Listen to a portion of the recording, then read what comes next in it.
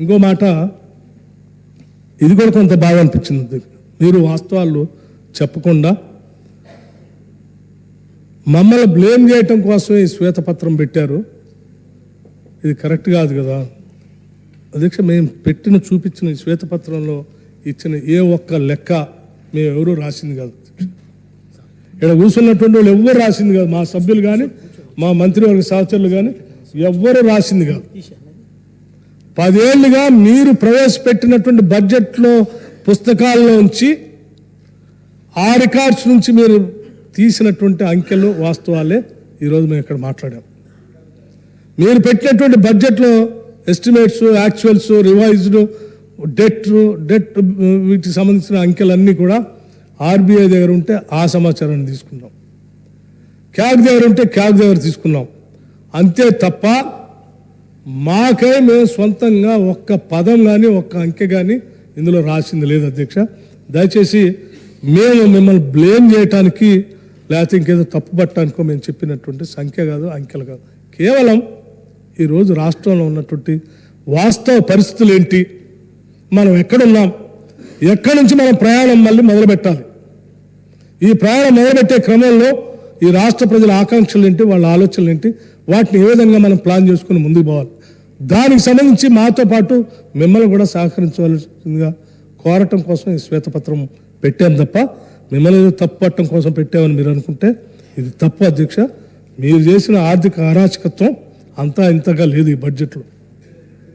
ఇది మామూలుగా లేదు అధ్యక్ష. ఇది ఎంత ఆర్థిక అరాచకత్వం లేకపోతే ఇవాళ అప్పు కట్టడానికి కూడా అప్పు తీసుకొచ్చే పరిస్థితికి ఈ రాష్ట్రం నెట్టబోసిందో దీని ద్వారా అర్థమవుతా ఉంది. అట్లాగే అధ్యక్ష, మిత్రులు అక్బరుద్దీన్ గారు కూడా కొన్ని అంశాలు లేవనెత్తారు. క్యాగ్ రిపోర్ట్కి తర్వాత మిగతా అకౌంట్స్కి ఈ శాలరీస్, పెన్షన్స్ సంబంధించి కూడా కొంత తేడా ఉందని అన్నారు అధ్యక్ష. దానికి సంబంధించి కూడా నేను కొంత సమాచారం కాగితాలతో సహా తీసుకొని వచ్చాను. మేము ఇందులో మెన్షన్ చేసింది కరెక్ట్గా ఇక్కడ ఉన్నటువంటి సమాచారమే.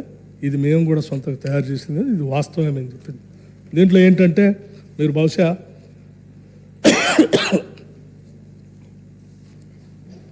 క్యాగ్ రిపోర్ట్లో 010 హెడ్ ఆఫ్ అకౌంట్లో ఉన్న వాళ్ళకి మాత్రమే జీతాలు ఇస్తారు అధ్యక్ష. అంటే గవర్నమెంట్ డైరెక్ట్గా అందులో ఉద్యోగస్తులుగా ఉన్నటువంటి వాళ్ళకి మాత్రమే జీతాలు ఇస్తారు. వాళ్ళని మాత్రమే లెక్కేసుకొని ఇంతే ఉంది కదా శాలరీస్, మీరు ఇంతెందుకు చూపిస్తున్నారు అంటున్నారు. కానీ 311 హెడ్ ఆఫ్ అకౌంట్లో యూనివర్సిటీకి సంబంధించి, ఎయిడెడ్ స్కూల్స్ సంబంధించి, అట్లాగే కాంట్రాక్ట్ లెక్చర్స్ సంబంధించి, అవుట్ సోర్సింగ్ సంబంధించి, ఆన్రోరింగ్ సంబంధించి, వీళ్ళందరికి సంబంధించి ఈ 311 హెడ్ ఆఫ్ అకౌంట్లో ఉంటుంది. వాటిని కూడా కలుపుకొని శాలరీస్ దాంట్లో చూపించాం. దీన్ని గమనించాల్సిందిగా వారిని కోరుతా ఉన్నాను. అట్లాగే రెండోది ఆర్బీఐని తీసుకున్నారు మీరు. డెట్ బ్యాలెన్స్ సంబంధించి మీరు, నేను క్యాగ్లో చూసి వచ్చి చెప్పాను, అంత లేదు ఇంత లేదు అని చెప్తా ఉన్నాను అధ్యక్ష. జనరల్గా ఈ దేశంలో సరే మిగతా వ్యవస్థలు, సంస్థలు ఉన్నప్పటికీ కూడా RBI is our debt manager. మన అప్పుల్ని ఎప్పటికప్పుడు దాన్ని పర్యవేక్షిస్తూ ఎవరి దగ్గర ఎంత ఉంది, ఏ రాష్ట్రానికి ఎంత ఉంది, ఎంతవరకు ఓడి ఇవ్వచ్చు, ఎంతవరకు వేస్ అండ్ మీన్స్ ఇవ్వచ్చు, ఎంతవరకు ఏం చేయొచ్చు, దీన్ని ఎట్లా బ్యాలెన్స్ చేయాలనేది మేనేజ్ చేసేదే ఆర్బీఐ. ఆర్బీఐ దగ్గర ఉన్నదే మనం అంతిమంగా లెక్కలుగా తీసుకుంటాం కాబట్టి దీనికి సంబంధించి కూడా మేము ఆర్బీఐ సోర్స్ని తీసుకొని చెప్పాం. ఈ టేబుల్ నెంబర్ 8లో కూడా ఉంది అధ్యక్ష. ఇవన్నీ ఈ వాస్తవ విషయాలే మేము చెప్పింది.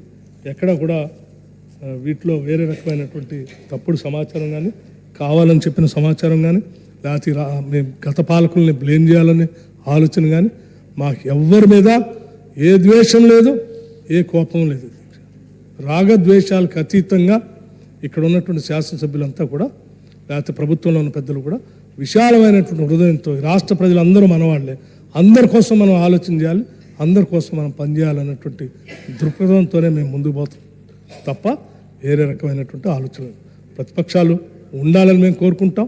ప్రతిపక్షాలే మాకు శత్రువులు కాదు, వాళ్ళే మేము శత్రువులుగా కూడా ఎప్పుడు చూడం.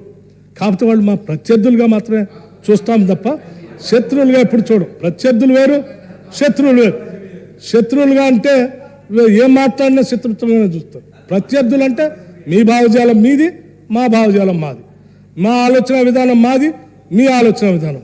ప్రజలకి అంతిమంగా మా ఆలోచన విధానం ఇది, మా ఆలోచన ఇంధన రాజ్యం, మా ఆలోచన అందరికి ఇల్లు ఇవ్వటం, మా ఆలోచన అందరికీ ఉద్యోగాలు ఇవ్వటం, మా ఆలోచన అందరికీ భూములు పంచటం, మా ఆలోచన అందరికీ పొలాలకు నీళ్లు ఇవ్వటం, మా ఆలోచన ఈ రాష్ట్రంలో ఉన్నటువంటి మహిళలందరికీ కూడా 6 గ్యారంటీల్లో మహాలక్ష్మి అనేటువంటి పథకం పెట్టి ముందుకు తీసుకొని పోవటం, ఈ రాష్ట్రంలో ఉన్నటువంటి వాళ్ళందరినీ సమగ్రమైన అభివృద్ధితో ముందుకు నడిపించడం అనేది మాకున్నటువంటి ఆలోచన.